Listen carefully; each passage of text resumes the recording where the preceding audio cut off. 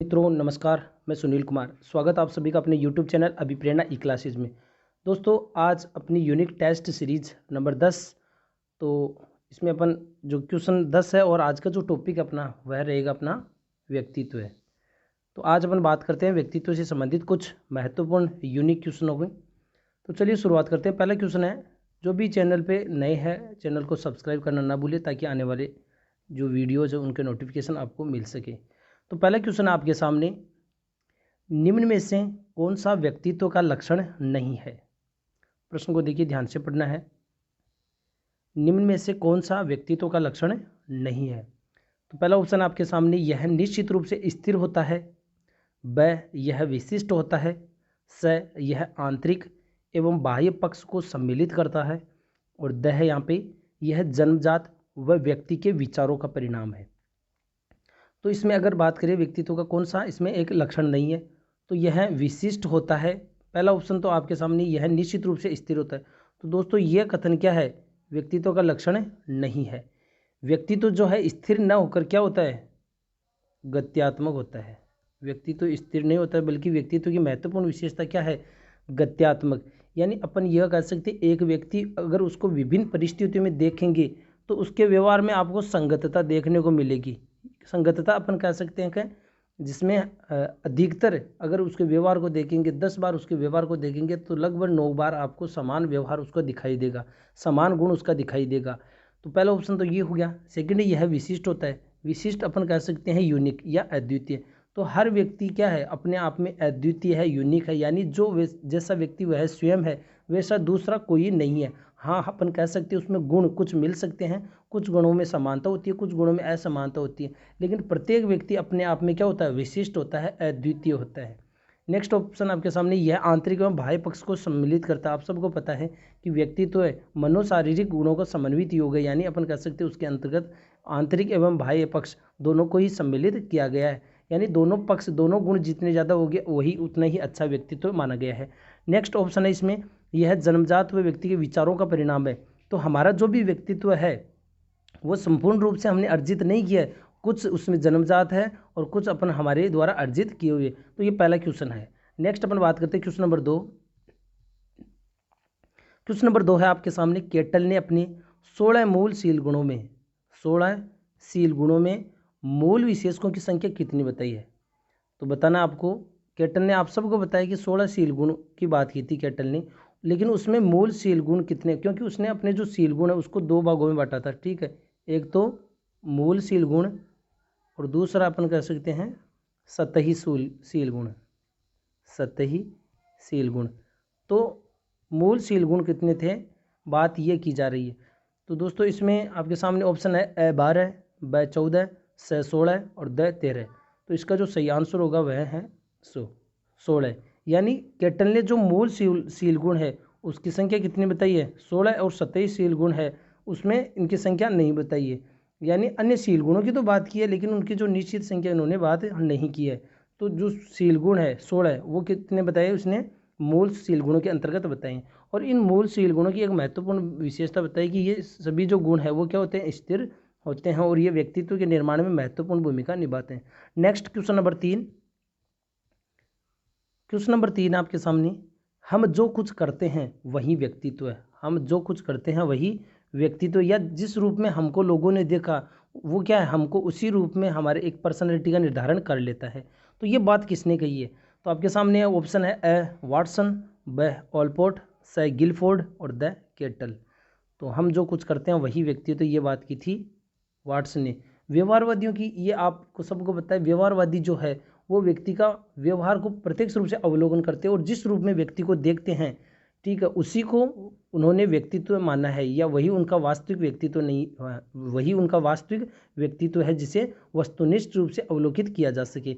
तो यही बात यहाँ पे हो रही है कि व्यवहारवादी के अंतर्गत भी यही है। तो वाटसन को व्यवहारवादी वैसे भी अपन कहते हैं। तो हम जो कुछ करते हैं वही व्यक्तित्व, वही किसकी बात है, वाटसन की। नेक्स्ट आपके सामने क्वेश्चन नंबर 4, महत्वपूर्ण क्वेश्चन, हिपोक्रेटिस के अनुसार उत्साही, खुश मिजाज, आशावादी कौन से द्रव्य की प्रधानता वाले व्यक्ति की पहचान है। हिपोक्रेटिस ने आप सबको पता है कि द्रव्य के आधार पर व्यक्तित्व की जो सबसे पहले इन्होंने व्याख्या की थी, लेकिन इन्होंने जो 4 प्रकार बताए थे, जैसे अ है यहाँ पे काला पित्त, ब पीला पित्त, स कफ द्रव की प्रधानता और द यहाँ पे रक्त द्रव की प्रधानता। तो इनमें से कौन से द्रव की प्रधानता के कारण व्यक्तित्व जो है खुश मिजाज, आशावादी एवं उत्साही होता है? तो इसका दोस्तों सही आंसर होगा रक्त द्रव की प्रधानता वाले व्यक्तित्व है, उनमें यह गुण पाया जाता है। लेकिन बात करें जो काला पित्त है, इसमें कौन से गुण आ जाएंगे? तो जो काला पित्त है उसकी बात करें तो जैसे अपन उदासी, निराशावादी, ये गुण किसके अंतर्गत आ जाते हैं?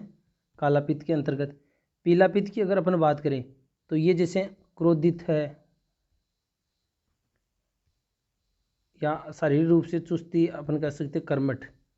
ठीक है, अब ऐसा नहीं है कि पीला पित्त उसमें सभी नेगेटिव गुण है, अपन कह सकते हैं कुछ पॉजिटिव कुछ नेगेटिव दोनों ही गुण इसके अंतर्गत है। और कफ द्रव की प्रधानता वाले जो व्यक्ति है वो उसकी पहचान है कि शांत से यानी संवेगात्मक रूप से स्थिर एवं आलस्य, ठीक है, शारीरिक रूप से निष्क्रिय अपन कह सकते हैं। और कब इसके जो रक्त द्रव है इसकी प्रधानता जो मैंने यहाँ बात ही कर ली है। तो ये था क्वेश्चन नंबर 4। नेक्स्ट अपन बात करते हैं क्वेश्चन नंबर 5।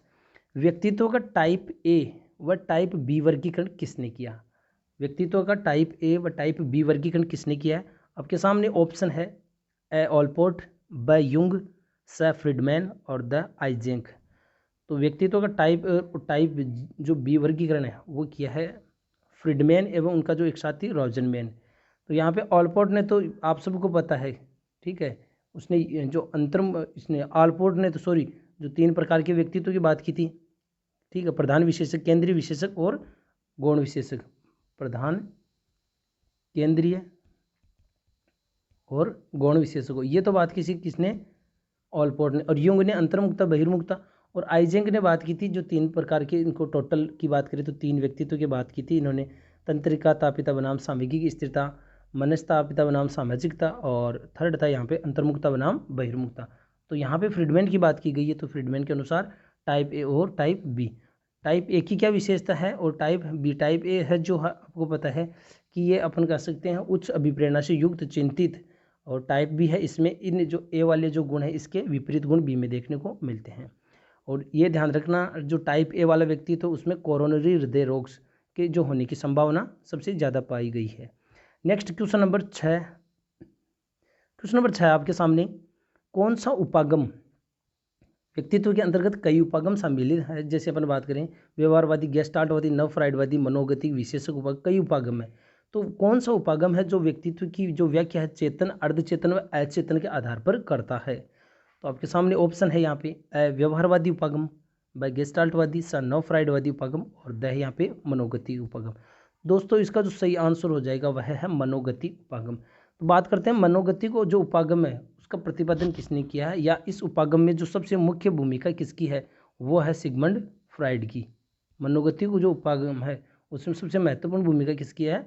इसकी, सिगमंड फ्राइड की। और व्यवहारवादी उपागम है अपन मानते हैं वाटसन है ये, ठीक है। व्यवहारवादी उपागम के क्या होता है, अपन कह सकते हैं व्यक्ति का जो भी चीज़ें हैं वो उसके अधिगत होती है, या अपन कह सकते हैं वो व्यक्ति के सीखने का परिणाम है। गेस्टाल्टवादी के अंतर्गत उपागम में व्यक्तित्व जो है वो उसके संज्ञान के द्वारा निर्मित होता है, यानी वो कैसे सोचता है, कैसे देखता है। नव फ्राइडवादी के अंतर्गत कई प्रकार के उपागम आ जाते हैं, यानी इन्होंने जो है बात करें सिगमंड फ्राइड की विरोध स्वरूप इन्होंने अपना एक नया उपागम दिया, नव फ्राइडवादी उपागम, जिसमें इसने कामुकता को महत्वपूर्ण नहीं माना, ठीक है, कामुकता को उतना महत्वपूर्ण नहीं माना जितना अपन कह सकते हैं सिगमंड फ्राइड ने माना था। Next question number 7। Question number 7 आपके सामने, निम्न में से कौन सा कथन व्यक्तित्व के संबंध में सही है? कौन सा है जो व्यक्तित्व के संबंध में क्या है, सही है? तो आपके सामने ऑप्शन है ए व्यक्तित्व व्यक्ति के गुणों का समन्वित रूप है, बिल्कुल सही है। ब यह जन्मजात व अर्जित प्रवृत्तियों का योग है, तो यह भी कथन बिल्कुल सही है। व्यक्तित्व कुछ चीज़ें जन्मजात और कुछ हमने अर्जित की है। स यहाँ पे है व्यक्तित्व के आधार पर भविष्य में होने वाले व्यवहारों की संभावनाएं प्रकट की जा सकती है। तो ये कथन आपको ध्यान रखना है कि व्यक्तित्व, अगर हम किसी व्यक्ति के व्यक्तित्व की पहचान कर लेते हैं तो हम काफ़ी हद तक उसके व्यक्तित्व की भविष्यवाणी कर सकते हैं, या हम यूँ कह सकते हैं उसकी संभावनाएं प्रकट कर सकते हैं। तो इसका जो सही आंसर क्या हो जाएगा, उपरोक्त सभी। Next question number 8। Question number 8 आपके सामने, ऑलपोर्ट के अनुसार व्यक्तित्व का वह प्रकार, ऑलपोर्ट के अनुसार व्यक्तित्व का वह प्रकार जो सबसे कम सुस्पष्ट वह कम संगठित होता है। देखिए ऑलपोर्ट की बात की जा रही तो एक सभी क्वेश्चन यूनिक क्वेश्चन है, तो इसमें यह क्वेश्चन भी आपके लिए एक यूनिक क्वेश्चन ही है कि व्यक्तित्व का कौन सा प्रकार है जो सबसे कम सुस्पष्ट एवं सबसे कम संगठित होता है। तो आपको ये पता होना चाहिए पहले तो कि ऑलपोर्ट ने जो व्यक्तित्व के कितने प्रकार बताए और उनका क्रम क्या है। तो यहाँ पे बात करते हैं, आपके सामने ऑप्शन कौन सा है, ए गौणशील गुण, ब प्रधानशील गुण, स सतहीशील गुण और द यहाँ पे प्रमुखशील गुण। तो इसका जो सही आंसर हो जाएगा दोस्तों वह है गौणशील गुण। तो यहाँ पे उसने मैंने बात की थी अभी पहले भी कि ऑलपोर्ट ने 3 विशेषकों की बात की थी, एक तो प्रधान विशेषक या प्रमुख विशेषक, दूसरा यहाँ पे केंद्रीय विशेषक और थर्ड है यहाँ पे गौण विशेषक। तो विशेषक की बात करें तो अपन कह सकते गुणों का योग है। विशेषक क्या है, गुणों का योग, यानी कोई भी विशेषक है उसमें एक गुण नहीं होता है, उसमें कई गुण सम्मिलित होते हैं। ठीक है, तो यहाँ पे जो प्रधानशील गुण है उसमें एक ही गुण के आधार पर सबसे प्रभावी होता है वह गुण प्रधान के अंतर्गत। जैसे अपन कह सकते हैं अहिंसा के गुण के लिए हम किसी एक व्यक्ति की पहचान करते हैं, केवल एक गुण के आधार पर ही हम पहचान कर लेते हैं, तो वो सब आते हैं प्रधान विशेषक के अंतर्गत। केंद्रीय विशेषकों के अंतर्गत केवल एक गुण के आधार पर व्यक्तित्व की पहचान संभव नहीं है, इसके अंतर्गत लगभग 3-4 हमें गुणों की बात करनी होती है, तभी हम किसी भी व्यक्तित्व की पहचान कर सकते हैं। ठीक है, और गौणशील गुण है, इसमें किसी व्यक्तित्व की गुणों के आधार पर पहचान करना संभव नहीं है। जैसे मैं बात करूं कि कौन सा व्यक्ति है जो घूमना पसंद करता है, जो भोजन करना पसंद करता है, जो सोना पसंद करता है, ठीक है, तो यहाँ पे जो पढ़ना पसंद करता है, तो ये सब बातें जो होती है वो गौणशील गुण के अंतर्गत आती है। Next question number 9, question number 9 है आपके सामने, फ्राइड के मनोलैंगिक विकास सिद्धांत की अवस्थाओं का सही क्रम क्या है। आपके सामने ऑप्शन है 4 एम में है, इनकी जो अवस्थाएं हैं वो उनका क्रम आपको ध्यान रखना है। दूसरी जो महत्वपूर्ण बात है कि सभी अवस्थाओं की जो अपन बात करें काल, उनका समय क्या है, ये एक महत्वपूर्ण है। तो मनोलैंगिक सिद्धांत से संबंधित कई महत्वपूर्ण क्वेश्चन बनते हैं, तो वो आपको क्लियर करना बहुत ज़रूरी है। और अब आपको आकलन करने का समय है, तो मैं कहता हूँ कि हर जो भी यूनिक टेस्ट सीरीज में क्वेश्चन डाले जाते हैं लगभग 15 मिनट का हर वीडियो बनेगा। ठीक है, जितने क्वेश्चन होंगे लगभग उतने ही मिनट का वीडियो, मेरी कोशिश रहेगी कम से कम समय में ज़्यादा से ज़्यादा एक्सप्लेनेशन। तो यहाँ पे आप इन हर वीडियोज़ को ज़रूर देखें, निश्चित रूप से आपको इनका बेनिफिट मिलेगा। ठीक है, आप यह ना सोचें कि हमारा समय व्यतीत हो रहा है, समय व्यतीत हो रहा है लेकिन आपको बहुत कुछ सीखने को भी मिल रहा है। तो यहाँ पर उसकी जो अवस्थाओं का सही क्रम क्या है, तो इसका जो सही क्रम है दोस्तों वह है द।